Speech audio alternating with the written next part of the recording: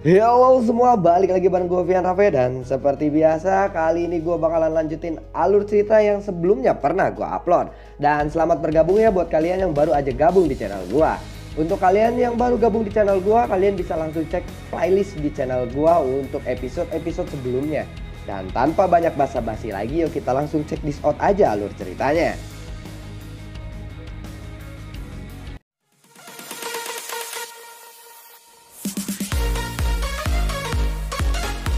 Di episode sebelumnya, Xiaoyan yang tiba-tiba muncul saat sekte Mystic Cloud menyerang klan primer.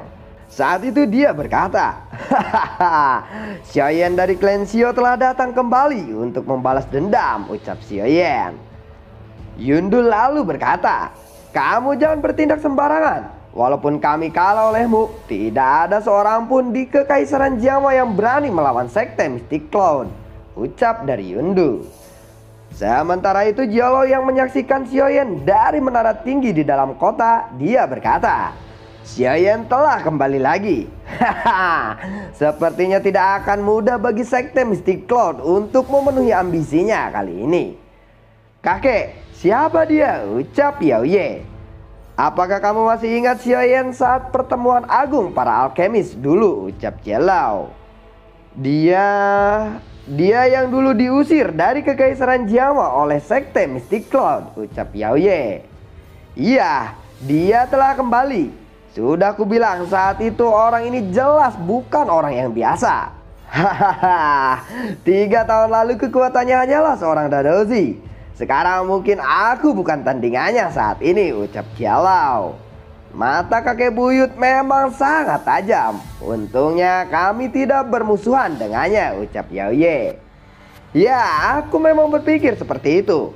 Tetapi tetap saja aku tidak menyangka dia bisa mencapai level ini hanya dalam waktu 3 tahun," ucap Jialau. Sementara itu, kepala klan Mu Chen yang juga menyaksikan aksi Xiaoyan berkata kepada anggota klanmu lainnya, "Lihatlah, dulu kalian menentangku ketika aku berkata meminta bantuan kalian untuk membantu Xiaoyan. Sekarang dia jadi penolong. Apa kalian tidak malu saat ini?" ucap dari Mu Chen. Hahaha. Dibandingkan dengan berbagai tawa di beberapa daerah lainnya, suasana di klan Nalan tampaknya sangat kaku dan menyedihkan. Nalansu lalu berkata, "Ayah, ya, meskipun aku tidak yakin apakah Xiaoyan masih akan memanfaatkan kita saat ini, kita harus mencoba meminta tolong kepadanya demi klan kita," ucap Nalanzi. Nalansu lalu berkata kembali, "Ayah, itu semua karena sifat egois Nalayanran. Kalau tidak, kita tidak akan menanggung malu seperti ini," ucap Nalansu. Nalanzi lalu menjawab, "Kamu juga tidak bisa menyalahkan dia sepenuhnya. Saat itu Xiaoyan membantuku mengeluarkan racun. Tetapi kita tidak membantunya ketika dia akhirnya dikejar oleh sekte Mystic Cloud. Karena kita takut pada Yunsan. Kemungkinan Xiaoyan tidak akan melupakan hal ini. Oleh karena itu, aku juga bertanggung jawab atas masalah ini," ucap Nalanzi. Shin pun lalu kembali lagi kepada Xiaoyan yang berada di depan Nahai Bodong. "Xiaoyan, bagaimana bisa kamu masih hidup?" ucap Yundu. "Mana mungkin aku bisa mati dengan mudah jika aku belum membunuh anjing tua Yunsan dengan tanganku sendiri," ucap Xiaoyan. "Bocah yang sombong, pemimpin sekte Mystic Cloud tidak perlu turun tangan jika hanya berurusan denganmu," ucap Yundu. Tiba-tiba muncul 9 sosok manusia dari langit. Muncul sampah-sampahnya lagi," ucap dari Xiaoyan. "Xiaoyan, hati-hati, kamu tidak boleh ceroboh," ucap Hai Bodong. "Tenang saja, aku tidak mungkin datang ke sini tanpa persiapan," ucap Xiaoyan. Setelah muncul 9 sosok manusia yang melindungi Yundu, kelompok Xiaoyan pun tidak tinggal diam. Lebih dari selusin anggota kelompok Xiaoyan yang mengepakkan sayap dokinya di punggung mereka mengelilingi Yundu dan yang lainnya dalam bentuk setengah lingkaran. "Xiaoyan, apakah ini semua orang-orangmu? Kamu memang bukan lagi anak kecil yang sembrono. Sekarang kamu tahu cara mengumpulkan pasukan," ucap Hai Bodong. "Hahaha, hei Xiaoyan, apakah orang-orang ini yang disebut dari anggota sekte Mystic Cloud mengirim 7 orang doang dan 2 orang dohuang untuk bantuan," ucap Lin Yan.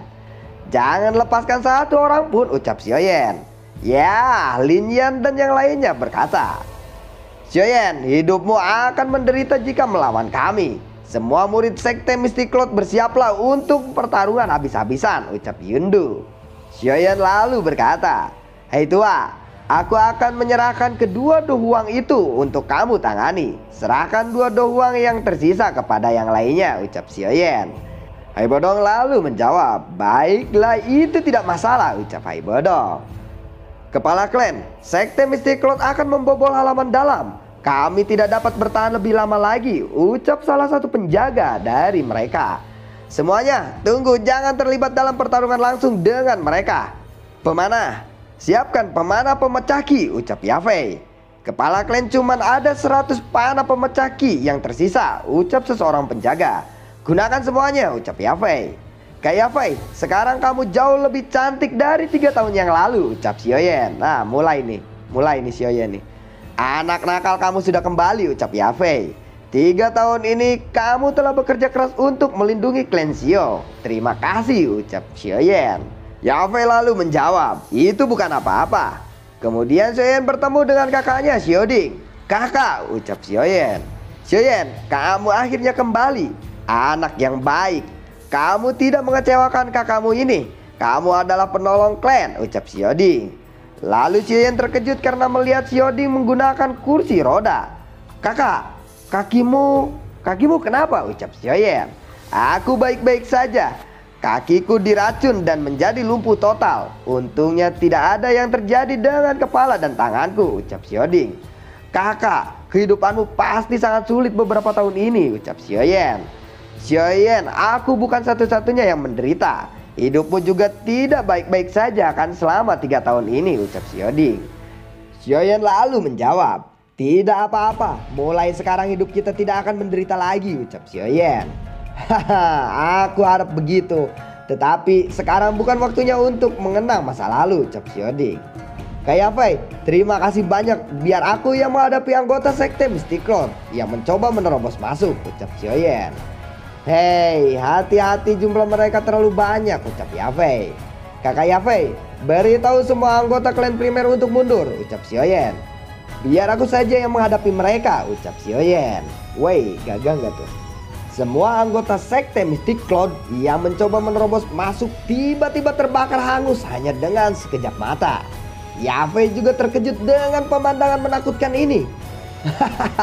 Orang ini tidak lagi pemuda berhati lembut seperti dulu, ucap Xiaoding. Yafei yang menyaksikan kejadian tersebut pun hanya bisa menganggukkan kepalanya. Tiba-tiba terdengar suara puluhan kuda berlari. Kemudian muncul sekelompok pasukan kuda yang mengepung siswa dari sekte Mystic Cloud yang tersisa. Orang-orang ini, apakah mereka tentara keluarga kekaisaran, ucap Yafei. Taktik Yaoye memang cerdik. Mereka tidak akan muncul ketika klan primer mengalami serangan. Tetapi mereka akhirnya mengirim pasukan mereka setelah Xiaoyan datang dan berhasil melawan. Mereka mencoba merayu Xiaoyan saat ini dengan menggerakkan militer mereka sekarang, ucap Xiaoding. Di kelompok pasukan berkuda itu ada satu orang kuda yang maju ke depan. Dia adalah Yaye dari keluarga kekaisaran Jiama. Lalu dia berteriak, "Ya! Sekte Mystic Cloud telah mengumpulkan pasukan untuk menyerbu ibu kota. Dan itu tindakan yang melanggar hukum. Tangkap mereka semua." Karena sudah kena mental akibat kekuatan Xiaoyan, sisa anggota sekte Mystic Cloud yang masih hidup hanya bisa pasrah ditangkap tanpa perlawanan. Kemudian Yaoye beralih kepada Xiaoyan. "Aku harus memanggil Anda Tuan Yanxiao atau Tuan Xiaoyan," ucap dari Yaoye. "Ini adalah Putri Yaoye. Kamu pernah bertemu dengannya dulu," ucap Yafei. "Kakak Yafei, maafkan aku. Awalnya aku ingin datang secepat mungkin, tetapi waktu yang dibutuhkan untuk mengirim pasukan cukup lama," ucap Yaoye. "Oh, kau itu Putri Yaoye. Mari kita bicara setelah aku menyelesaikan semua ini," ucap dari Xiaoyan. Sementara itu di kejauhan Yunsan yang sedang berlatih membuka matanya setelah merasakan aura yang begitu besar. "Aura ini, bagaimana mungkin?" ucap dari Yunsan. "Bagaimana bisa anak kecil ini masih hidup? Apa yang terjadi? Apakah ada kabar dari Yundu dan yang lainnya, ucap Yunsan. Kemudian seorang lelaki itu berbicara kepada Yunsan. Aku ingin melapor kepada pemimpin kepala sekte. Tablet spiritual Yunfu dan 3 sesepuh lainnya tiba-tiba pecah beberapa saat yang lalu. Tablet spiritual Yunsa dan beberapa tetua lainnya juga menjadi sangat redup. Kelihatannya mereka menderita luka serius, ucap dari Yucha. Penetua Yucha, apa kamu tidak salah berbicara, ucap dari Yunsan. Saya juga berharap seperti itu, ucap penetua Yucha. Bagaimana mungkin itu semua terjadi? Mereka semua dipimpin oleh 2 dohwang dan 7 dowang. Faksi mana di dalam ibu kota ini yang mempunyai kemampuan untuk mengalahkan mereka? Ucap seseorang penetua lainnya. Jangan-jangan 3 klan besar dan keluarga kekaisaran bekerja sama, ucap seseorang penetua lainnya juga. Karena mereka memprovokasi kita, saya akan menunggu pimpinan sekte memberi perintah untuk membasmi 3 klan besar dan keluarga kekaisaran, ucap salah satu tetua kembali. Tiba-tiba Yunsan berteriak, bajingan kecil dari klan Shio itu telah kembali, ucap dari Yunsan. Meskipun dia belum menembus kelas Dozong, dari auranya kemungkinan dia telah mencapai kelas Dohuang, ucap dari Yunsan. Pemimpin sekte, apa yang harus kita lakukan sekarang? Beritahu semua orang bahwa sekte Mystic Cloud akan memasuki kondisi siaga yang tinggi mulai sekarang. Bunuh siapa saja yang menaik gunung, ucap dari Yunsan. Siapa? Dalam waktu kurang dari 1 jam setidaknya ada 4 dowang dan 2 dohwang yang dikalahkan oleh Xiaoyan. Jia Qintian yang melihat itu semua dari menara di kejauhan, lalu dia berkata, sekte Mystic Cloud telah menghancurkan klan Xiao dan Xiaoyan telah membunuh banyak tetua dan murid dari sekte Mystic Cloud. Sepertinya kekaisaran Jama akan menjadi lebih kacau lagi, ucap Jia Qintian. Dari kelihatannya aku perlu melakukan kontak dengan klan Nalan, klanmu dan asosiasi alkemis. Karena Xiaoyan telah kembali, tidak akan lama lagi pertempuran besar akan terjadi. Aku tidak boleh salah memilih pihak, ucap dari Jia Qintian. Kemudian dia pergi menuruni menara. Xin pun lalu beralih ke Xiaoyan lagi. Xiaoyan lalu berkata, "Hei tua, maafkan aku. Aku tidak bisa menahan diri dan membunuh semua lawanmu." Hahaha, ucap dari Xiaoyan. Bagaimanapun terima kasih atas 3 tahun ini, ucap Xiaoyan. Hai Bodong lalu menjawab, hahaha, bukannya kau yang tadi menyuruhku untuk melawan kedua dohwang itu? Lalu akhirnya kau sendiri yang menghabisinya. Kamu benar-benar telah menjadi anak yang nakal. Kamu telah menjadi sedikit nakal setelah pergi selama 3 tahun lalu, ucap dari Hai Bodong. Xiaoyan pun kembali berkata, hai tua, ini adalah hadiah yang aku janjikan kepadamu. Ini akan memulihkan kekuatan puncakmu. Maafkan aku yang telah berhutang pil obat ini kepadamu selama 3 tahun, ucap dari Xiaoyan. Aku juga telah menunggu 3 tahun untuk hari ini. Kamu ternyata masih ingat perjanjian kita, ucap Hai Bodong. Kakak Xiaoli, kenapa kamu tidak datang menemui Kak Xiaoding? Ucap dari Xiaoyan. Hahaha, Xiaoli tersenyum. Kakak, apakah kamu baik-baik saja? Ucap Xiaoli. Tentu aku baik-baik saja, ucap Xiaoding. Kakak, kakimu kenapa? Ucap Xiaoli. Aku baik-baik saja. Mengapa kamu telah mencapai kelas doang? Hanya dalam waktu 2 tahun, ucap Xiaoding. Hahaha, ini semua berkat Xiaoyan. Kalau tidak, walaupun aku berlatih sekuat tenaga, aku paling hanya menjadi Dowling sekarang, ucap Xiaoli sambil memberikan isyarat tangan kepada Xiaoyan saat dia berbicara. Kong Kaling Kong menyembunyikan kebenaran kepada Xiaoding. Lalu Xiaoyan berkata dalam hatinya, sepertinya aku harus memikirkan metode untuk menghilangkan efek feel pemakan kehidupan, ucap Xiaoyan dalam hatinya. Apakah kakak diracuni? Ucap Xiaoli. Kemudian Xiaoding menjawab, ya, aku terkena panah dingin yang ditutupi dengan racun ketika aku melarikan diri saat itu. Aku telah menunda mengeluarkan racun selama beberapa tahun ini, yang akhirnya membuatku tidak bisa merasakan kakiku lagi. Tetapi aku sudah terbiasa. Paling tidak itu membuatku memikirkan banyak hal dan berlatih, ucap Xiaoding. Masih ada beberapa metode untuk mengeluarkan racun jika ini hanya diracuni. Tetapi karena ini sudah terlalu lama, mungkin akan sedikit sulit, ucap Xiaoyan. Mari kita masuk dan bicara. Meskipun klan primer sekarang berantakan, harusnya masih bisa menyediakan tempat yang bersih untuk kita, ucap Haibodong. Lalu mereka pun berkumpul di dalam satu ruangan. Kamu berencana untuk bertarung sampai mati dengan sekte Mystic Cloud kan? Ucap Haibodong kepada Xiaoyan. Apakah Anda berpikir bahwa ada kemungkinan klan Xiao dan sekte Mystic Cloud dapat hidup berdampingan di Kekaisaran Jiama? Ucap Xiaoyan. Aku mungkin harus memberitahumu tentang kekuatan sekte Mystic Cloud saat ini, ucap Haibodong. Perkembangan sekte Mystic Cloud selama 3 tahun ini jauh melebihi pikiranmu.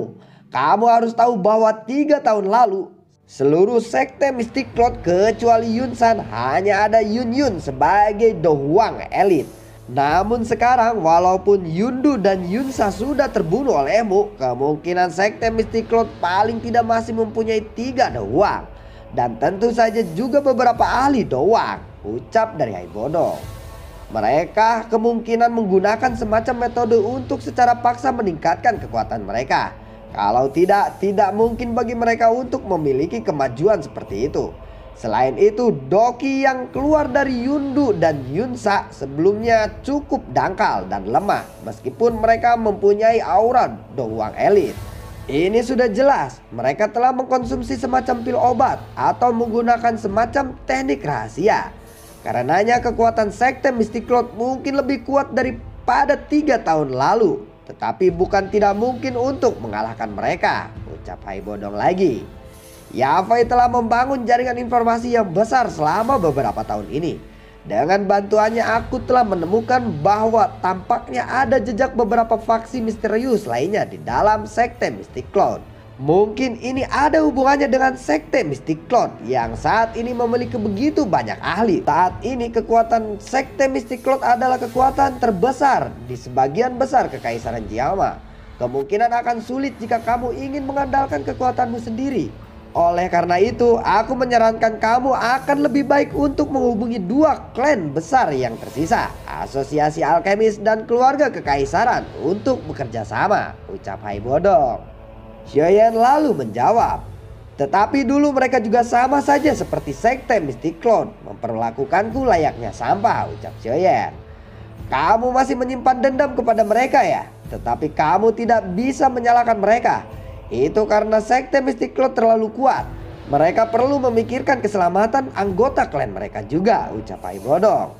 Haibodong lalu berkata kembali, meskipun kamu telah membawa cukup banyak ahli ke Kekaisaran Jiama, aku akan mengatakan beberapa kata yang tidak menyenangkan.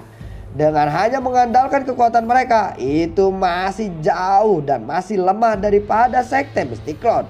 Selain itu, sekte Mystic Cloud juga memiliki Yunsan yang sangat menakutkan. Orang tua itu jauh lebih kuat daripada 3 tahun yang lalu, ucap Haibodong. Lalu bagaimanakah kelanjutan ceritanya? Apakah Yunsan memang begitu kuat dan jauh dari apa yang diperkirakan oleh Xiaoyan? Dan apakah Xiaoyan akan bergabung dengan 2 faksi lainnya? Nantikan keseruan konten gua berikutnya dan semoga sehat selalu untuk kalian. Dan semoga terhibur, sampai jumpa. Dadah. Salam.